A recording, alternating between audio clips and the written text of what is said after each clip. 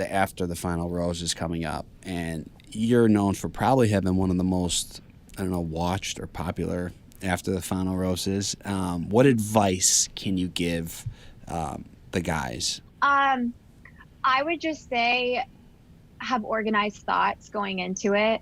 Just be like organized, because you only have one shot, especially if it's live. And if you're like more organized on what you want to say, then you could just like leave it behind you. Like there's nothing else left to say. You don't have to communicate with that person anymore because you gave your final piece and you've moved on, and you're not going to drag things out. You're not going to do interviews. You're not going to go online and talk bad about them. Like you've said what you needed to, and there's your closure. So find whatever that is and have closure and move on, Yeah, great advice. Yeah, look at Hannah Ann. She's got her shit together, huh?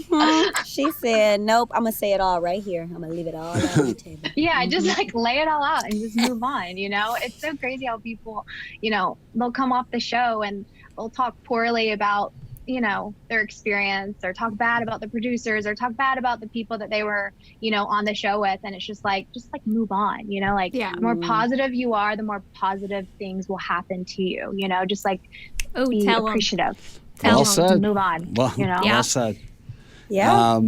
I need everyone to listen to this. Yeah. Now, I do have a question. Now, we know from our season, just taking you back, but Barb was obsessed with you.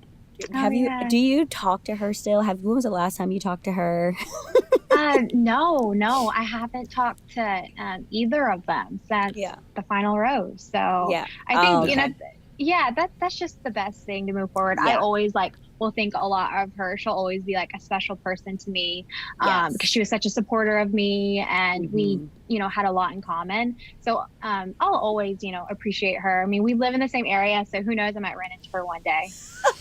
I would love that. I live down the street from him, so I'm sure something will happen.